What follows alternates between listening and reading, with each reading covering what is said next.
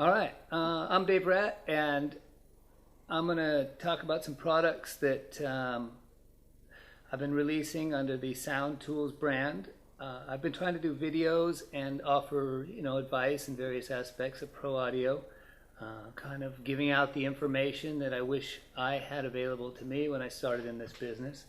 And along the way, I've run into various issues with sound systems where I just wish that I had some sort of device to test or solve particular problems. So down that line, I've been developing a series of products. There's 3 of them out right now, and the most recent is the NL4 Sniffer and Sender.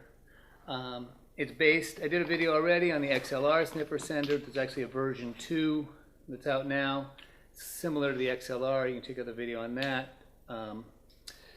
It's a little bit smaller, and it no longer has a lock on it. Move the button to the end, but that's in another video already. The newest product is the NL4 Sniffer and Sender, and basically it's 2 machined aluminum tubes. The machining actually had a really nice job done on this. There's an LED at the end of one, and 4 LEDs labeled 1 minus 1 plus, 2 minus 2 plus at the end of the other. And the little box comes with a little LED chart that tells you some of the readouts. There's more. This unit isn't meant for troubleshooting cables per se. It's a field unit basically to very quickly test cables where the ends are separate from each other. It's very compact, and some of these readouts, there's a couple of them that will read the same, like if a couple pins are shorted or reversed. So it's not really meant as much to troubleshoot. It's meant to mark the cable bad in the field. But with the remote ends, you don't have to extend, put a barrel connector and extend the NL4 cable, or if you have a speaker cabinet not working on stage, you can just plug the sender end and come back to the other end and look.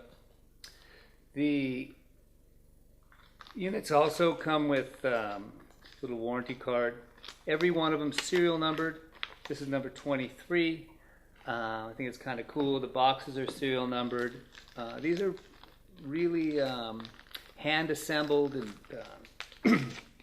cool little units. And it comes with a little Allen wrench and an extra screw in case you lose one. They run off this little battery that is the same thing that you would use on a car alarm. Inside, it's a 12-volt battery. You can get them at drugstores, and they're pretty inexpensive and easy to come by. And you can unscrew the little end there, and inside, there's your little battery. And you can know they're actually really neat. I mean, these things are all really high quality, machined. We kind of put some time into building these things right, and make them very dependable, and also something that's kind of just cool to own instead of like a cheaply made unit. So I made a little test rig to show you what they do. Very high tech here, and throw this stuff in there. What we'll do is put the sniffer side, which is the 4 LED, and the sender side, which has the battery in it, on the ends of these cables. And then I've got a series of banana plugs here that allow me to hook up various configurations. Now the cool thing about it is no matter what you do, no matter how you connect these things, the only way this thing is shows a good cable, the only way the 4 green LEDs is going to come up is if the cable's good. It's an analog piece. There's no chips or digital bits or anything that, it's basically just a patented circuit, that same one they use on a XLR sniffer, that uses all passive electronics except for the battery, and so it's real reliable, and there's not much to go wrong with it. And here we can see some various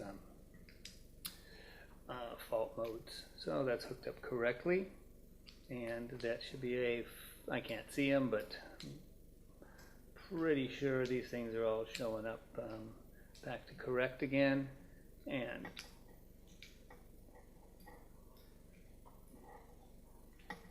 reversals.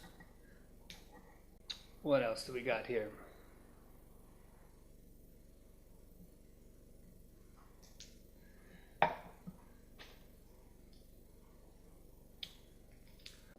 Okay, so that's pretty much it. It's really straightforward. In the design process, it was more important to me to make this thing extremely reliable than to use some sort of digital sensing circuit that use signals that might not deal with longer cables or might have a chip that fails. The key to this was extremely high reliability field unit, making them very rugged and durable and very simple to use.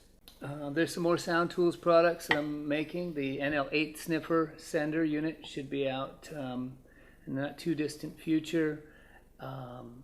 There's an Audix to Shure adapter, which allows you to put Audix OM7 or Audix capsules onto Shure transmitters. The XLR sniffer sender, and quite a few other products that are in the pipeline to solve some basic issues that we run into and make our lives a little bit easier. All right.